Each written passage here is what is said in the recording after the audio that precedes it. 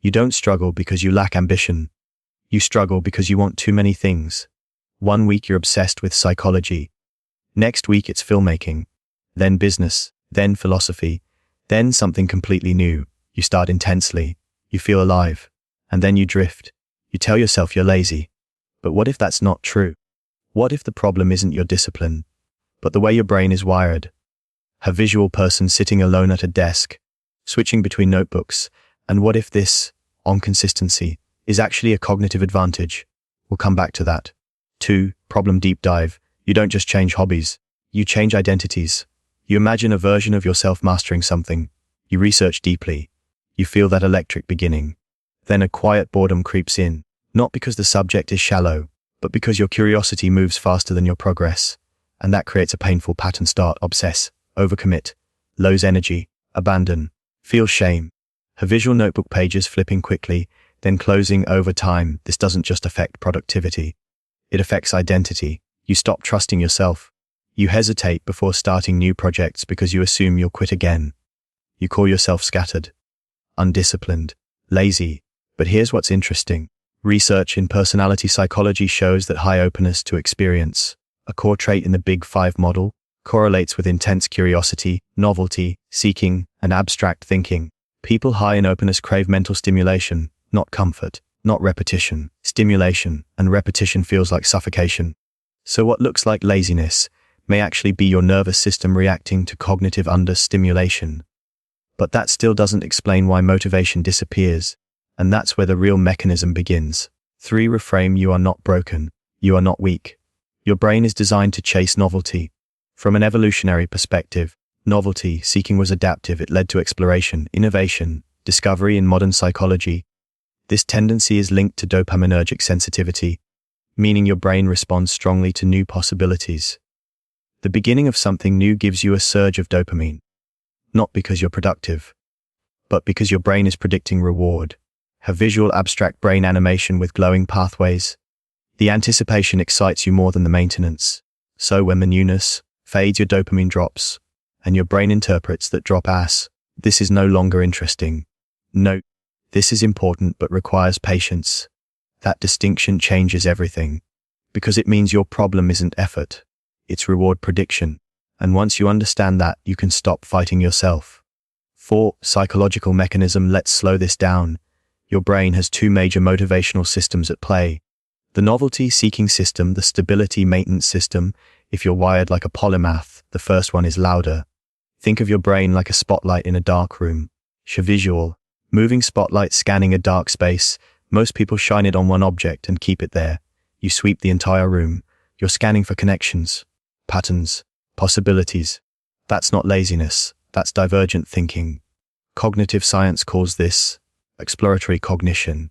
You generate many options instead of committing to one immediately. Now here's the mental model. You are a scout, not a soldier.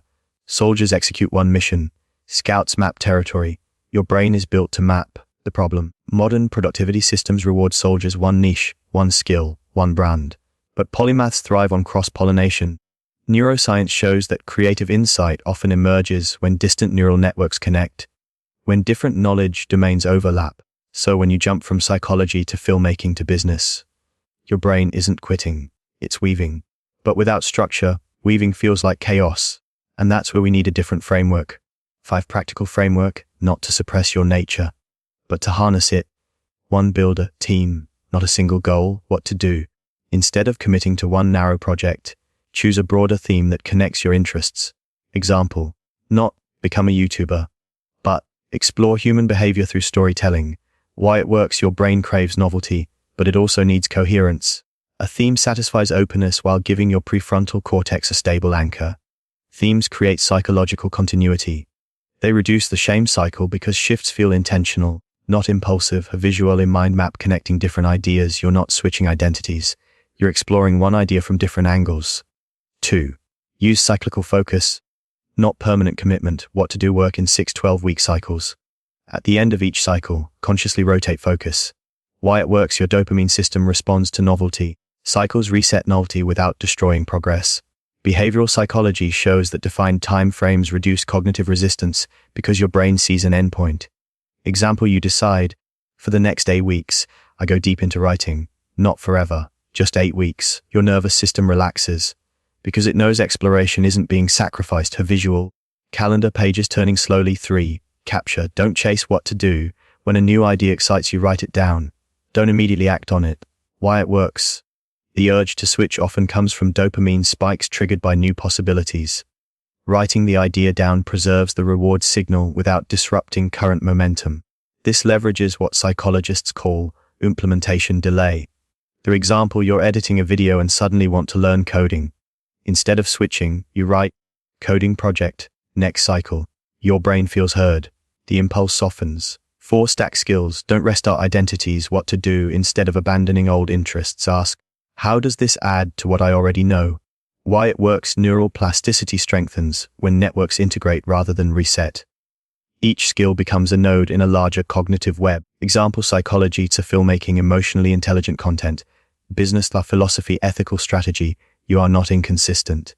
You are cumulative. Her visual threads weaving into a larger pattern. 5. Redefine discipline. What to do. Measure discipline by return rate, not constant intensity. Return rate, how quickly you come back after drifting. Why it works. Self-compassion reduces amygdala activation, threat response, which otherwise sabotages executive function. When you shame yourself, your brain shifts into avoidance mode. When you allow imperfection, cognitive control improves. Example, you skip 3 days of work. Instead of, I always fail, you say, I return tomorrow. That return is discipline, not perfection. 6. Integration. Here's the model to remember. You are a scout building a map. Have visual aerial view of landscape slowly revealing paths. Every interest is a new trail. Every obsession is a region explored. The goal is not to stay in one place forever. The goal is to map enough territory that patterns emerge. Eventually, something surprising happens. The scattered dots connect. Your diverse interests form a signature perspective. And that perspective is something specialists can't replicate. Because they stayed on one path, you saw the whole terrain. The key is rhythm. Explore, anchor, return, integrate. Not chaos, not rigidity, rhythm. 7. Quiet, empowering, close. You were never lazy. You were misunderstood by systems built for linear minds. A visual empty room with sunlight entering slowly. There is nothing wrong with craving depth and breadth at the same time. The tension you feel is the tension of potential energy. But potential needs direction, not suppression. So the next time you feel that familiar spark of a new obsession, pause, smile slightly, and ask, how does this fit into my map? Not, why can't I just stick to one thing? Because maybe you were never meant to. Maybe you were to connect things others never saw together. And that takes curiosity, not laziness. Her visual waves moving slowly, fading into horizon.